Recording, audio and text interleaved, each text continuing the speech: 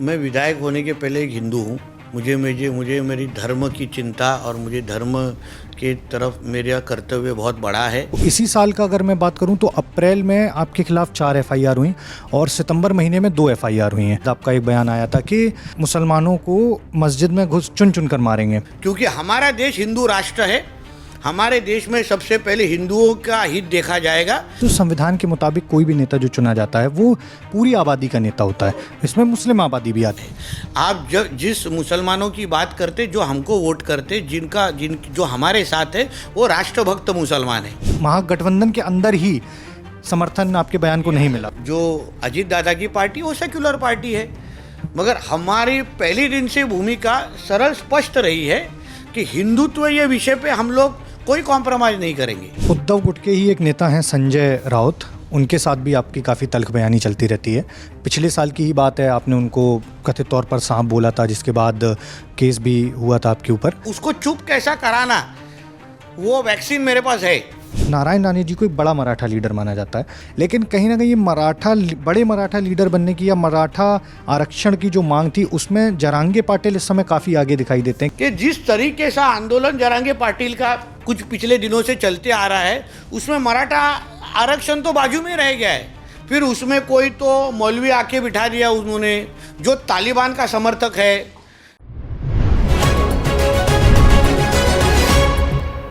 महाराष्ट्र में चुनाव है और चुनाव है तो ललन टॉप की चुनाव यात्रा है। 20 नवंबर को वोटिंग है। सबसे पहले हम महाराष्ट्र के कोंकण रीजन में आए हैं। कोंकण रीजन की ये सिंधुदुर्ग सीट है। यहाँ पर ये नारायण राणे जी का गढ़ माना जाता है। महाराष्ट्र के पूर्व मुख्यमंत्री हैं। इस समय वो रत्नागिरी और सिंधुदुर्ग जो लोकसभा सीट है उससे सांसद हैं।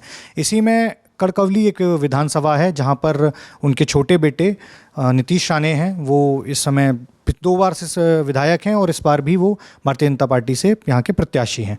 तो हमने उनसे समय मांगा, हमें समय मिला तो हम इस समय इंटरव्यू लेने आए हैं। काफ़ी चूँकि चुनाव यात्रा चली रही है, चुनाव काफ़ी व्यस्त दिन रहता है, तो सबसे पहले इसी पर बात करते हैं कि चूँकि क्षेत्र में आप जा रहे होंगे, कैसा व्यस्तता भरा दिन होता ही है? क्योंकि मेरे चुनाव क्षेत्र में 263 विलेजेस है, गांव हैं।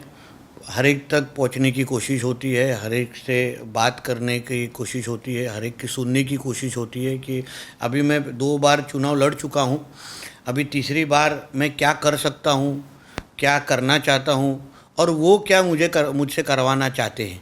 तो ये सारी चीज़ों के नज़र रखते हुए मेरा सबका चुनाव का मेरा पूरा कैंपेन शुरू है और उस हिसाब से दिन से रात तक ये पूरे चुनाव कैंपेन में मेरा पूरा समय जा रहा है। एंटी इनकम्बेंसी भी एक चीज़ होती है। जैसे हम अभी आपके भाई हैं जो नीलेश राणे, उनके पास गए थे तो वहाँ पर भी जो 10 साल से विधायक हैं पिछले 2 बार से, तो उनके खिलाफ भी एंटी इनकम्बेंसी है ज़मीन पर। अगर आप, चूँकि यहाँ 10 साल हो चुका है आपको विधायकी का, आपके लिए जो एंटी इनकम्बेंसी होगी उसका किस तरह से सामना करेंगे, क्या प्लान है? एंटी इनकम्बेंसी होती मेरे यहाँ तो अभी जो लोकसभा के चुनाव हुए वहाँ मेरे को 42,000 की लीड मिली है। वही वैभव नाइक जिधर मेरे भाई लड़ रहे हैं शिवसेना की तरफ से, उनको 28,000 माइनस थे वो लोग, मगर मैं 42,000 प्लस था। इसका यही मतलब है कि मेरे यहाँ की जो मतदार है, मेरे यहाँ के जो वोटर्स हैं, मुझे आशीर्वाद दे रहे हैं, मेरा काम उनको पसंद है। इसीलिए जो लीड मुझे 2019 को 29,000 की थी, आज मैं 42,000 में लोकसभा के इधर पहुंच गया हूं।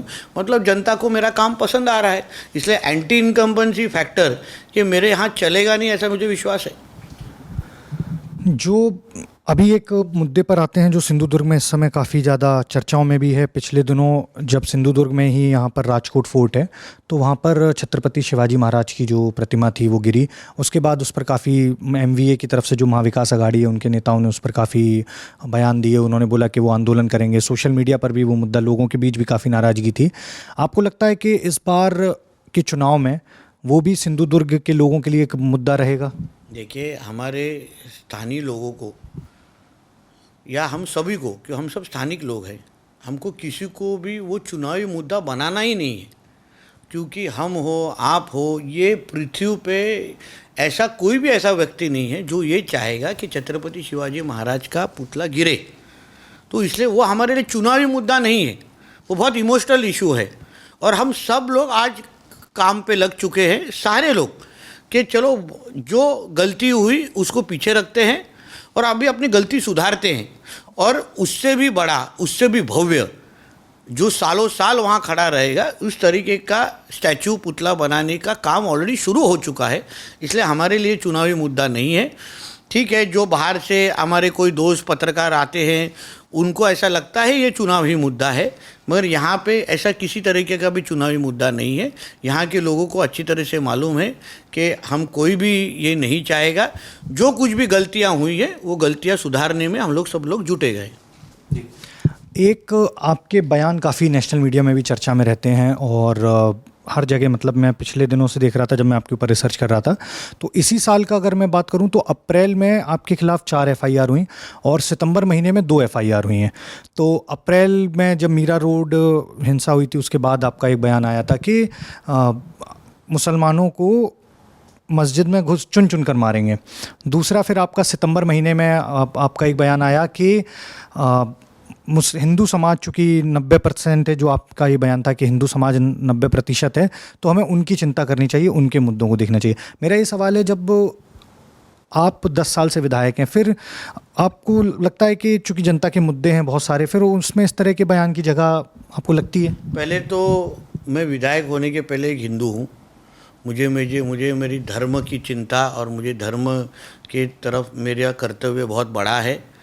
विधायक में हर 5 साल रहता हूँ और 5 साल के बाद जनता मुझे चुन के देती है, मगर हिंदू ये मैं हर वक्त, हर समय, हर सांस ही हिंदू बन के मैं लेता हूँ। इसलिए उसके तरफ मेरा कर्तव्य बहुत बड़ा है। मैंने जब भी वक्तव्य इस तरीके से दिए हैं, वो क्यों दिए हैं उस बारे में भी हमको सोचना चाहिए। जब भी हमने कहा है कि हम मस्जिद में घुस घुस के मारेंगे, इसका यही कारण है कि जब हमारे परम पूज्य रामगिरी महाराज जी के तरफ उनको मार डालने की धमकियाँ दी गई, उनको जान से मारने की धमकियाँ दी गई, तभी एक हिंदू समाज बन के हमारा कर्तव्य है कि जिस रामगिरी महाराज या हमारे देश में जो महंत और महाराज है, जो जिनके वजह से हमारा देश एक हिंदू राष्ट्र बन के आज सालों साल पीढ़ी जनरेशन टू जनरेशन बड़ा हुआ है, उभरा है, उनको प्रोटेक्शन देना, उनको संरक्षण देना, ये हमारा कर्तव्य है। आज जो रामगिरी महाराज जी ने कहा है मोहम्मद पैगंबर के बारे में, वो उनके इस्लाम में लिखा है, वो उनके स्कॉलर्स ने कहा है। रामगिरी महाराज ने कुछ अलग कहा नहीं है। और अगर आप डॉक्टर बाबा साहब अम्बेडकर का संविधान मानते हैं, जी का संविधान मानते हैं, तो फिर आपको कायदा और कानून के ऊपर विश्वास रखना चाहिए। फिर आप सर तन से जुदा की घोषणाएं नहीं दे सकते हमारे महाराष्ट्र में, हमारे देश में। और वो अगर आप सर तन से जुदा का घोषणा देंगे तो हम भी चुन चुन के मारेंगे की घोषणा दे सकते हैं। इस तरीके का इशारा हिंदू समाज के तरफ से हम लोग ने दिया था, वो कुछ भी गलत नहीं है। देखो, एफआईआर होना है वो हो जाएगी, जिसको एफआईआर के नाम पे इन्वेस्टिगेशन होगा, इन्वेस्टिगेशन में सच्चाई है वो बाहर आ जाएगी। मगर अगर सर तन से जुदा की घोषणाएं वहाँ से आएंगी तो हिंदू समाज के तरफ से भी चुन के मारेंगे की घोषणा आज भी आएंगी और कल भी आएंगी। इसलिए मैं अपने किसी भी वक्तव्य के ऊपर मुझे बुरा लगता नहीं है, मैं मेरे वक्तव्य पर थाम हूँ, क्योंकि हमारा देश हिंदू राष्ट्र है। हमारे देश में सबसे पहले हिंदुओं का हित देखा जाएगा। यहाँ सर्वधर्म समभाव की यही घोषणा हमको मान्य नहीं है। यहाँ पहला हिंदू धर्म, उसके बाद सारे धर्मों को गिना जाएगा, ये हमारी स्पष्ट भूमिका है। जैसे कोई भी नेता चुना जाता है, आपके क्षेत्र में भी मुस्लिम आबादी है, और कोई भी चुना हुआ नेता, जो संविधान, आपने अम्बेडकर जी के संविधान की बात की, तो संविधान के मुताबिक कोई भी नेता जो चुना जाता है वो पूरी आबादी का नेता होता है। इसमें मुस्लिम आबादी भी आती है और भारत के अंदर भी काफ़ी बड़ी संख्या में मुस्लिम आबादी है। चाहे अगर आप प्रधानमंत्री मोदी की बात करें या फिर राज्य सरकार की बात करें, तो वो चुनी हुई सरकार सारे धर्मों की सरकार हुई। फिर आप जब एक कम्युनिटी को लेकर बोलते, आपने बोला कि कुछ ऐसे बयान थे जिनका आपने जिक्र किया सरतन से जुदा, वो कुछ पर्टिकुलर लीडर्स ने दिए होंगे या कुछ पर्टिकुलर फैक्शन ने दिए होंगे, तो कंडेम क्यों नहीं किया गया? लेकिन आप जब पूरी जब भी आप सर तन से जुदा का घोषणाएं कहाँ दिया जाता है इस्लामिक राज्यों में जिहादी लोगों के माध्यम से दिया जाता है। अफ़गानिस्तान को जब भी तालिबान ने ले लिया तभी वहाँ सर तन से जुदा की घोषणाएं दिया जाता है। आप जिस मुसलमानों की बात करते, जो हमको वोट करते, जो हमारे साथ है, वो राष्ट्रभक्त मुसलमान है, जो हमारे देश को हमारा देश अपना देश मानते हैं, हमारे तिरंगा को हमारा तिरंगा, खुद का तिरंगा मानते हैं, वंदे मातरम हमारे साथ खड़ा रह के गाते हैं, वो हमारे देश है, वो हमारा।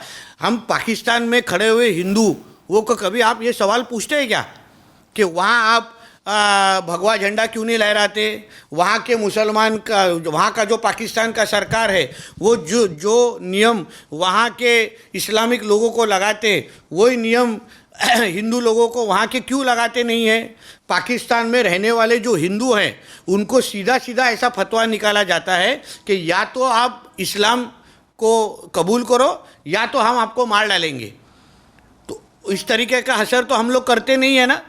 हम लोग इतना ही कहते हैं, आप हमारे जो देश हिंदू राष्ट्रों में रह रहे हैं, वो हिंदू राष्ट्रों को आप राष्ट्रभक्त मुसलमान की तरह से रहिए, हमको आपका कोई आपत्ति नहीं है। और वो सारे जन मुझे वोट करते हैं, मगर जो पाकिस्तान का झंडा लहराते हैं, जो पाकिस्तान जिंदाबाद बोलते हैं, जो सर तन से जुदा का घोषणाएं देते हैं ना, उनके खिलाफ हम लोग आज भी हैं। और उनके खिलाफ हमारे राष्ट्रभक्त मुसलमान भी है, उनको भी ये पसंद नहीं है। वो ये चाहते हैं कि आप अगर भारत देश में रहते हैं तो भारतीय बन के रहो, राष्ट्र प्रथम।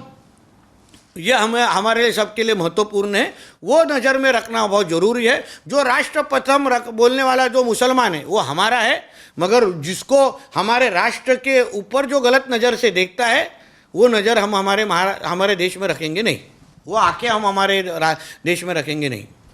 आपके बयान के बाद जो आपके इस समय गठबंधन महायुति में शिंदे अजित पवार जो हैं आपके गठबंधन में ही हैं, उनकी जो पार्टी है वो आपके गठबंधन महायुति में ही शामिल है। आपके बयान के बाद उनका एक बयान आया था कि ये आपत्तिजनक बयान है और इस तरीके के बयान का वो समर्थन नहीं करते हैं। ये सितंबर के महीने की बात है, जब सितंबर महीने में आपने हिंदुओं की आबादी को लेकर बोला था कि 90% आबादी है और उनका समर्थन। तो उन्होंने, लेकिन मेरा ये सवाल है कि आपके ही महायुति में शामिल हैं अजित पवार, और जब वो इस तरह से बोलते हैं, मतलब एक तरह से ये दिखता है कि महागठबंधन के अंदर ही समर्थन आपके बयान को नहीं मिला। अलग विचारधाराओं की सरकार है। शिंदे साहब की शिवसेना वो हिंदुत्व विचार की पार्टी है। बाला साहब ठाकरे जी को मानने वाली पार्टी है। बाला साहब, हिंदू हृदय सम्राट बाला साहब ठाकरे जी के विचार आगे लेके जाने वाली पार्टी है। जो अजीत दादा की पार्टी वो सेक्युलर पार्टी है, मगर हमारी पहले दिन से भूमिका सरल स्पष्ट रही है कि हिंदुत्व ये विषय पे हम लोग कोई कॉम्प्रोमाइज़ नहीं करेंगे। हिंदुत्व के विषय पे हम छोड़ेंगे नहीं, जिसको साथ में आना है वो साथ में आएगा।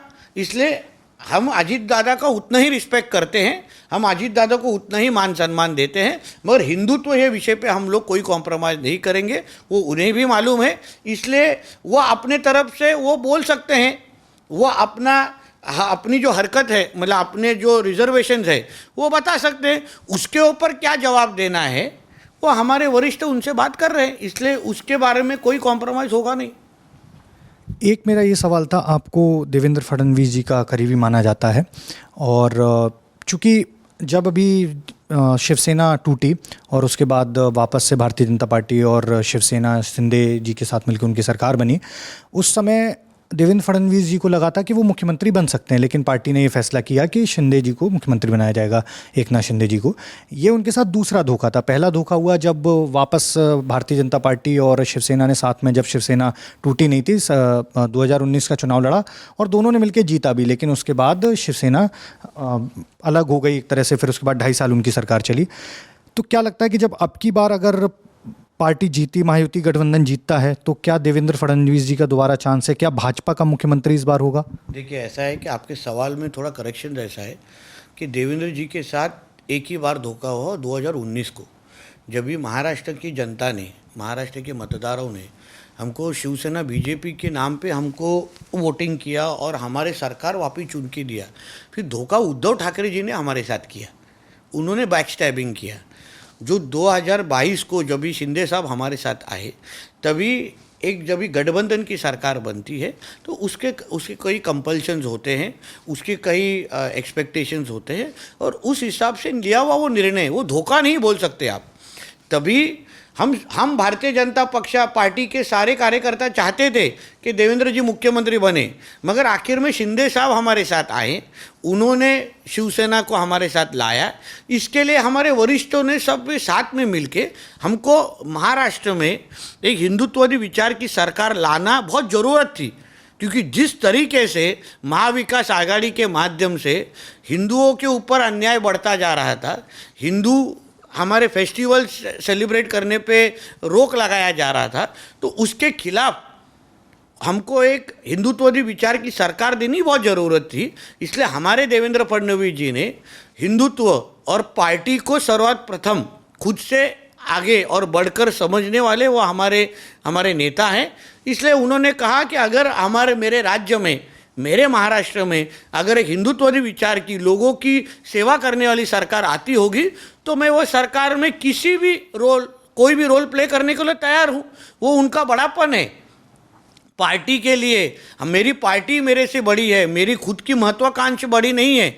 ये चीज़ उद्धव ठाकरे जी ने उनसे सीखनी चाहिए कि वो उद्धव ठाकरे ने खुद के स्वार्थ के वजह से हिंदुत्व को बैकस्टैप किया और बाहर निकले और कांग्रेस और एनसीपी के साथ जाके बैठे। पर हमारे देवेंद्र जी वैसे नहीं है। हमारे देवेंद्र जी ने पार्टी और देश को खुद से पहले रखा और इसके लिए वो लिया हुआ निर्णय, हम उसको धोखा बोलेंगे नहीं। हाँ, अभी 2000 जब भी 20 नवंबर को मतदान होगा, 23 नवंबर को जब भी रिजल्ट आएगा, तभी हम चाहते हैं कि महायुति की सरकार बने।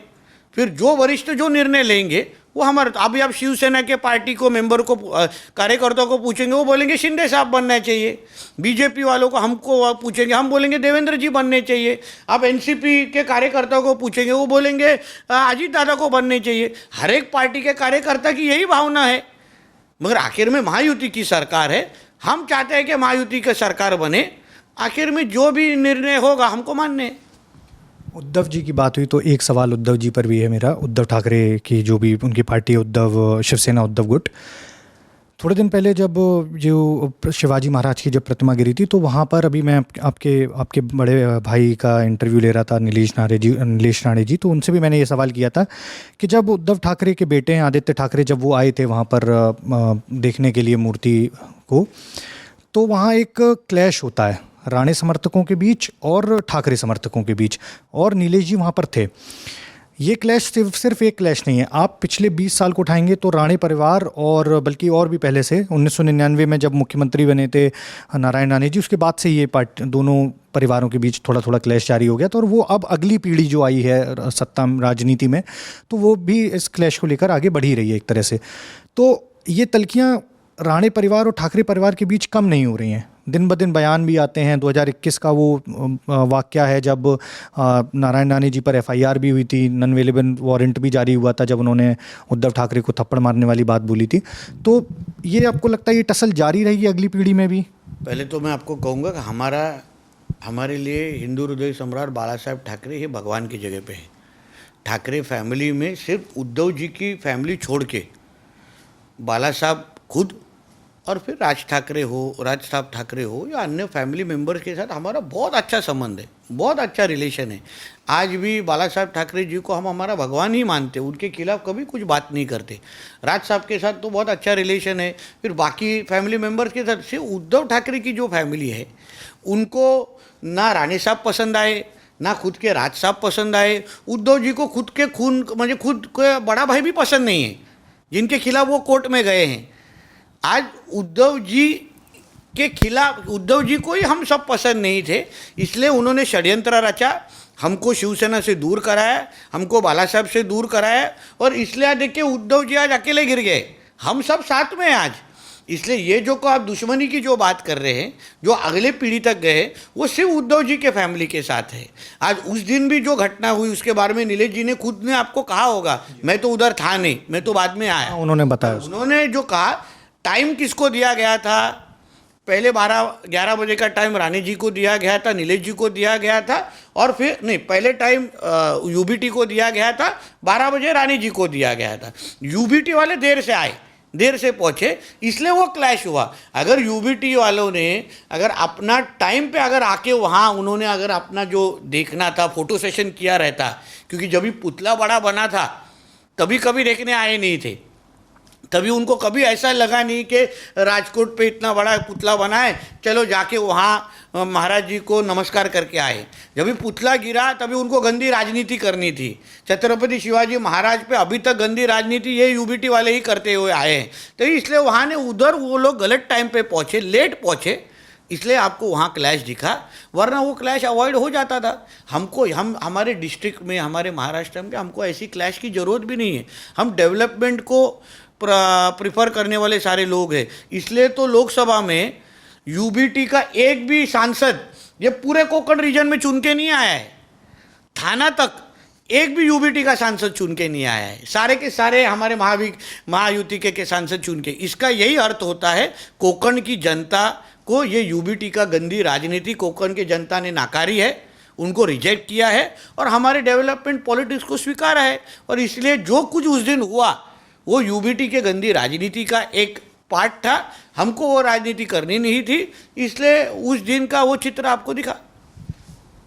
उद्धव गुट के ही एक नेता हैं संजय राउत, उनके साथ भी आपकी काफ़ी तल्ख बयानी चलती रहती है।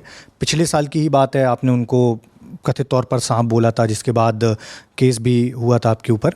और अभी भी पिछले दिनों जो डीजीपी रश्मि शुक्ला वाला जो मुद्दा था, उसको लेकर भी आपके और उनके बीच बयानबाजी होती रही। संजय राउत से अभी अब जैसे मैं देख रहा था तो इलेक्शन कमीशन ने रश्मि शुक्ला जी का ट्रांसफ़र कर दिया है। तो संजय राउत जी से जब आपकी जो ये तल्ख बयानी है, उसका क्या आपको लगता है कि वो ख़त्म होगी या फिर वो भी जारी ऐसा है, संजय राजाराम राउत जो सुबह उठ के 10 बजे वो किसी भी हमारे नेताओं को गाली दे देंगे, किसी भी पत्रकारों के बूम के ऊपर थूकेंगे, किसी को भी गंदी बातें कहेंगे, किसी भी महिलाओं को गाली गलौज देंगे और हमारे महाराष्ट्र का माहौल ख़राब करेंगे।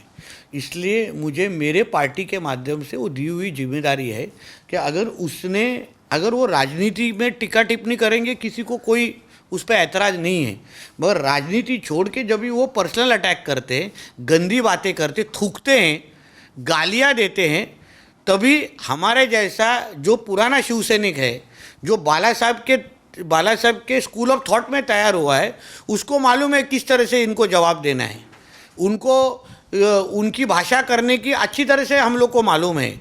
इसलिए फिर हम भी हमारे तरफ से फिर उसको जवाब देते, उसको चुप कैसा कराना, वो वैक्सीन मेरे पास है। इसलिए सुबह सुबह मेरे को दी हुई जिम्मेदारी है। जिस दिन उनको दिमाग में जिनको सर में थोड़ी अक्ल आएगी कि नहीं, मैं एक जिम्मेदार एक सांसद हूँ, जिम्मेदार पत्रकार हूँ, चलो मैं मेरे मतलब जो विरोधी पार्टी है उसके ऊपर राजनीतिक तौर पे टीका टिप्पणी करता हूँ, किसी को ऐतराज़ नहीं होगी। पर जिस दिन वो गंदी बातें करेंगे, गालियाँ देंगे, थूकेंगे, तभी उसी तरह का जवाब इस तरफ से भी आएगा। इसलिए इस तरीके का जो कि आपको जो चित्र दिख रहा है वो इस तरीके से ही आगे भी दिखेगा। संजय राउत को उसी जबान में जवाब देने का काम ये मेरा चालू रहेगा और आज भी चालू है, कल भी चालू रहेगा। एक आखिरी सवाल, इसके बाद हम ख़त्म करते हैं इंटरव्यू। मनोज जरांगे पाटिल के बारे में मेरा ये सवाल है कि मराठवाड़ा रीजन में अभी उनका जो मराठा आरक्षण को लेकर उनका आंदोलन हुआ था सितंबर के महीने में ही, उससे ये मांग हालांकि बहुत पुरानी है मराठा आरक्षण की। इस बार उन्होंने ऐसा माना जा रहा था कि वो किसी पार्टी से को समर्थन दे सकते हैं या फिर अपने भी कैंडिडेट उतार सकते हैं, लेकिन फिर आखिरी में उन्होंने बोला कि वो ना तो किसी पार्टी का समर्थन करेंगे और अपने भी कैंडिडेट नहीं उतारे। लेकिन उनको लेकर एक ऐसा मीडिया में भी और एक्सपर्ट्स भी इस तरीके की बात करते हैं कि उनका ना उतरना भी, उनका रहना भी महायुति के लिए नुकसानदेह हो सकता है। कुछ सीटें जो है मराठवाड़ा की, जहाँ मराठा आबादी ज़्यादा है, मराठा जाति के लोग काफ़ी संख्या में हैं। आपसे मेरा ये सवाल इसलिए है क्योंकि नारायण राणे जी को एक बड़ा मराठा लीडर माना जाता है और जो ये मराठा आरक्षण की मांग है, इसका समर्थन इतिहास में आपके परिवार ने भी किया है। आपके बड़े भाई ने भी इस सवाल पर बोला कि वो भी इसका समर्थन करते हैं। लेकिन कहीं ना कहीं ये बड़े मराठा लीडर बनने की या मराठा आरक्षण की जो मांग थी, उसमें जरांगे पाटिल इस समय काफ़ी आगे दिखाई देते हैं कि वो पुरजोर तरीके से उस चीज़ को रख रहे हैं, मराठा आरक्षण। ऐसा है, जो भी मराठा समाज का फ़ायदा कर सके उसे करना चाहिए। कोई आगे कोई पीछे ऐसा सवाल नहीं होता। हमने भी काफ़ी आंदोलन की, हम भी महाराष्ट्र में काफ़ी घूमे। अलग बाकी मराठा संगठनाएं हैं जिन्होंने मराठा समाज के लिए अभी तक आवाज़ उठाए। हमारे इधर अन्ना साहेब पाटिल रह चुके हैं जिन्होंने मराठा आरक्षण के लिए अपनी जान दी है। तो इसलिए मराठा समाज का जो कोई फ़ायदा कर सकेगा, आज जरांगे पाटिल अपने हिसाब से काम कर रहे, अलग भी मराठा लीडर्स अपने अपने हिसाब से जिले में गांव में काम करते। शायद वो अपने मीडिया के ग्लेयर में नहीं आते रहेंगे, मगर वो काम कर रहे हैं। इसका मतलब नहीं सिर्फ एक ही आदमी के ऊपर उसका कोई कंट्रोल है, एक ही आदमी ने उसका ठेका लिया, ऐसा नहीं है। हम सब अपने अपने तरीके से मराठा समाज के लिए काम करते आज भी आए। हम यही चाहते हैं कि मराठा समाज को जो आरक्षण मिले वो किसी भी और समाज के आरक्षण को हाथ नहीं लगाते हुए हमको आरक्षण मिले, और वो दिया है। देवेंद्र फडणवीस जी ने दिया है, राणे समिति ने उसको सजेस्ट किया था, और अभी तक देना पॉसिबल है। मगर जिस तरीके से आंदोलन हुआ है वो मराठाओं के खिलाफ हो रहा है क्या, ऐसा अभी सवाल मराठा समाज में ही पूछा जा रहा है। हमारा समाज काफ़ी बड़ा है, 32% के करीब है। मराठा समाज में अभी ऐसी भावना है कि जिस तरीके से आंदोलन जरांगे पाटिल का कुछ पिछले दिनों से चलते आ रहा है, उसमें मराठा आरक्षण तो बाजू में रह गया है। फिर उसमें कोई तो मौलवी आके बिठा दिया उन्होंने, जो तालिबान का समर्थक है, जिनका बेटा खुद बोलता है कि बाबा हिंदू के लड़कियों को एजुकेशन नहीं देना चाहिए। ऐसे लोग अभी जरांगे पाटिल के बाजू में अगर दिखने लग जाएंगे तो फिर मराठा समाज को इस चीज़ का फ़ायदा हो रहा है या नुकसान हो रहा है। जब EWS की जो लिस्ट निकली उसमें मराठा समाज के लड़के लोग नहीं थे, ज़्यादा मुस्लिम समाज के लड़के लोग थे, लड़के लड़कियां थी। तो फिर मराठा समाज को उस आंदोलन का फ़ायदा हुआ है क्या, उसका कभी तो जब भी हम लोग सवाल पूछते उस बारे में मराठा समाज जरूर सोचेगा और उस हिसाब से अपनी प्रतिक्रिया देगा।